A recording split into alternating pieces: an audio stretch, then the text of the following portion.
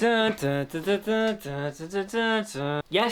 I know, I'm a little late on this one, but I've just had a crazy hectic summer. I did the Epic Stages acting course at the National Youth Theatre. I've been on holiday. I'm currently editing my latest short film, which I hope to share with you guys fairly soon, and yeah, been a crazy, hectic month. I wanted to get this out on time, but life just got in the way. And so as a result, this review won't be like a full-on like play-by-play, but more so my overall thoughts on House of the Dragon Season 2, because overall, House of the Dragon Season 2 was just, in many ways, a massive letdown for me. It's kind of sad when you think about it, because earlier on in the year, I made a video pinpointing 2024 to be a pretty bleak year for film. I wasn't expecting that for TV. In that video, I was like, yep, TV's gonna save it. We got The Bear Season 3, we got The Boys Season 4, and we got House of the Dragon Season 2.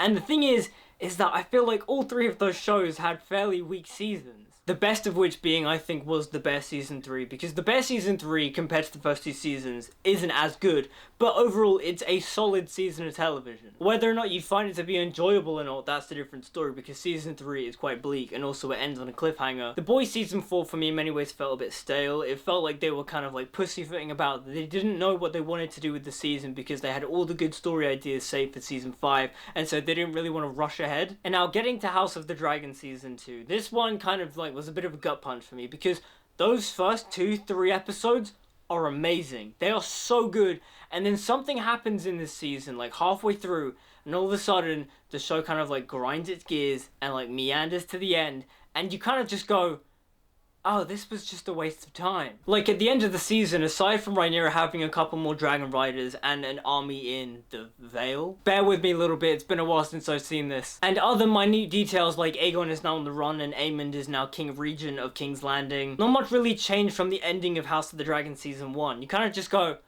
okay, what was really the point of this season? Which is a shame too, because I think the first two episodes are really good. They're filled with great character moments. A lot of the performance from the cast is just amazing, and there's so many great moments. Some of the standouts from the cast this season for me was Riz Ifans as Otto Hightower. Instead of judgment, you display impetuousness and diminish us in the eyes of our enemy, ill-considered, trifling. And Tom Glencarney as King Aegon, which is just amazing too, because Aegon is a really bad character. And when I say bad, I mean like he's an evil person. He's like a terrible person. But somehow at the beginning of season 2, they do this thing where they like humanize him. The first half of season 2, before he gets incapacitated, they did something really interesting with his character in the sense of they humanized him. I saw him on screen and I was like, oh, he's a terrible person, but also at the same time too, he's also trying. He's also a really interesting and fascinating character. Not to mention he has some absolutely hilarious moments, like how he's like, oh, Kristen Cole's gonna go,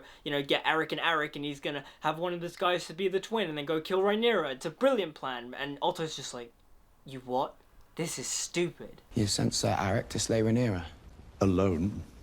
He's pretending to be his own twin. Brilliant. Like, those little moments and those little interactions between Aegon and Otto, amazing. Loved it. Not to mention the fact that the show tries to make Aegon seem like a good king. Like, he's really trying. He wants to be loved by the people. That's kind of what he seeks the most when he is king. But also, too, he wants to, quote-unquote, help the poor people, but then at the same time, too, he has no sense of statescraft. Like, that was some of the most interesting parts of the season. And then we get the big battle episode of Rook's Rest, and overall, I think it's a good episode. I don't get how or why the internet once again blows it out of proportion, going, oh my god, it's one of the best episodes of, you know, the Game of Thrones universe, it's so great, it's so amazing.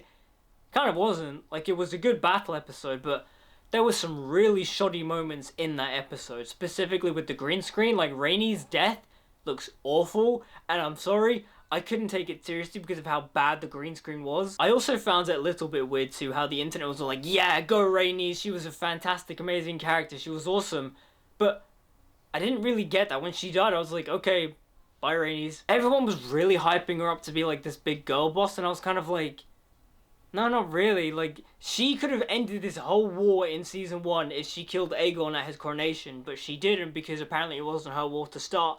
But then, in this season, she's fighting against Aegon of Rook's Rest, and it's like, this is dumb. She could have, like, prevented all this last season. That's just, you know, lazy and shoddy writing. And it's annoying too because the stuff at Rook's Rest is interesting. There's some really good on-the-ground action, but overall, it's got a bit of a bitter taste in my mouth purely for the fact that it gets rid of Aegon as a character. He becomes incapacitated throughout most of the season, and then Aemond is now King Regent, and then after that, the show kind of just like meanders to the end. You know, there's all the stuff with Corlys Velaryon and his bastards, and then one of his bastards is able to tame the dragons, and then the whole dragon taming stuff is a bit silly. Mainly with the fact that Jace was all like, oh, let's get, you know, people with Targaryen blood, whether or not they're full-blooded Targaryens, to tame the dragons. Let's see if they can do that. And then in like the next episode, Jace is all like, Mother, why are you getting commoners to be dragon riders? That's really bad, Mother. What are you doing? But it's like, Jace, you suggested the idea. I know on paper it's supposed to be the fact that Jace is scared of his legitimacy because of the fact that he is a bastard, he knows he's a bastard,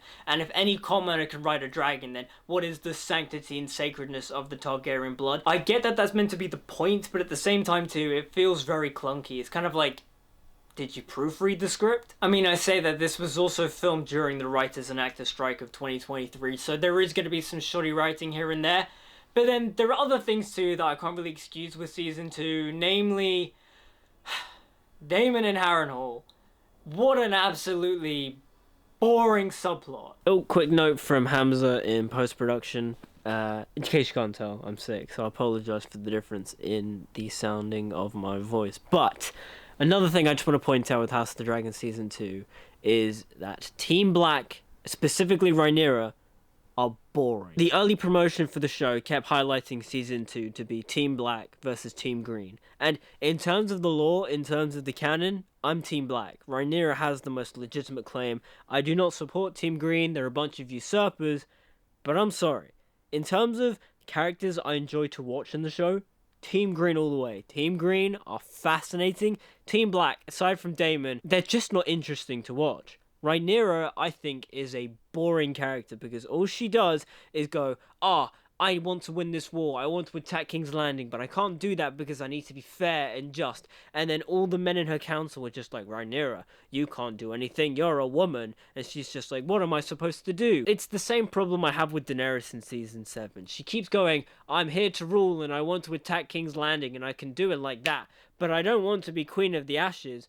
And then you get to season 8, and that's exactly what she does. And it's kind of like, so why are we just wasting time? That's literally all Rhaenyra does in season 2 of House of the Dragon. And I'm like, I'm bored of this. This is boring. Go back to Team Green. They're actually interesting to watch. And Daemon Targaryen in season 1 was an interesting character because he was in many ways a chaotic good character, I'd say, in terms of he's like a protagonist or whatever. You know what I mean? Daemon as a character was unpredictable, but you knew at the end of the day he loved his family, he loved Rhaenyra, and he loved Viserys. In season 2, he just goes off to Harrenhal to have some therapy, and that's kind of it. It's like, what's the point? This is so just counterproductive and a waste of time. It was interesting maybe the first 2 times they did it, but after like 3 or 4 episodes of him just consistently in Harrenhal, I was fed up. Like, I'll be fair, there are some good moments here and there, and it's mainly with the stuff between Daemon and Sir Simon Strong. What would you call the husband of the Queen? Well, the king. There it is, then. Consort. Other than that, that subplot was so just, like, tedious and meandering. It's all like, oh, is Daemon gonna betray Rhaenyra? Oh, is Daemon gonna seize the throne? And then, like, by the end of the season, he's just like, no, I re-pledge my allegiance to you, Rhaenyra. Let's go. And it's kind of like, so we wasted a whole season to just reaffirm something Daemon reaffirmed at the end of last season. Minus the whole throat-choking thing, but other than that, like, we knew Daemon was loyal to Rhaenyra. Also, there were some interesting moments with Criston Cole and Alicent Hightower and their whole dynamic, and in many ways, Criston Cole is an asshole. He's an absolutely horrible person, but at the same time too, I think he's a fascinating character. Fabian Frankel plays him so well, and I think the character is just fascinating. I rewatched season 1 before season 2, and I still stand by this.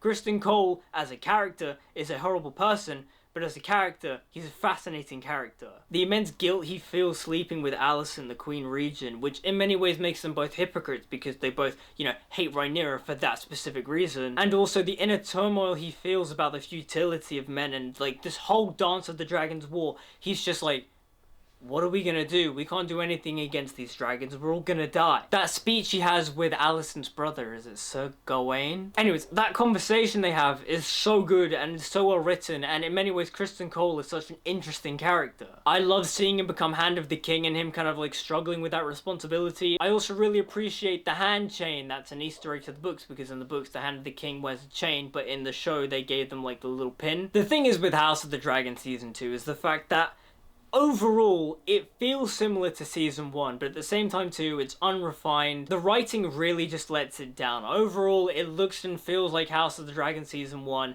and there's, again, really good character and acting moments throughout the whole season. The cast are delivering great performances, there are some really good moments of dialogue, there's some really good scenes overall.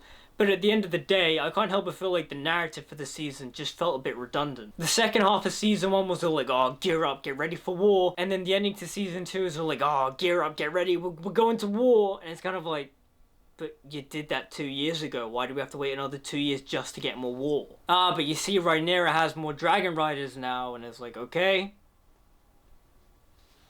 And? But we introduced Cregan Stark. Yeah, for like one episode, like, what's his purpose? That's the thing. I haven't read Fire and Blood. I don't know what's gonna happen. And the thing was that the show itself didn't really set up anything for me to go, yes, next season, I'm all in. Like, I'm gonna watch next season because, like, I want to see the war play out.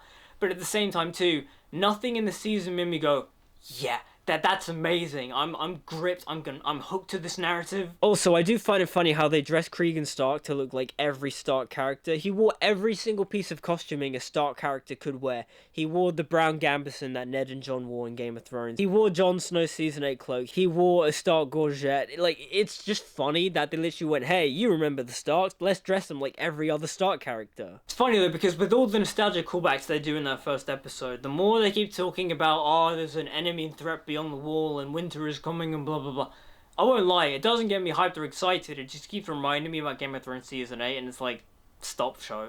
Stop reminding me of that terrible, terrible season. No. Aegon's prophecy or the Song of Ice and Fire. Shut up. No. I know where it ends. It sucks. That's the same thing too I have with that Daenerys vision Daemon has at the end. It's like, stop reminding me of Game of Thrones because I know how it ends and it sucks. But yeah, overall, House of the Dragon Season 2 for me was a letdown. And it's annoying because, like, production-wise, it feels like the other, Song of Ice and Fire stuff. It's still well produced, the acting is all great.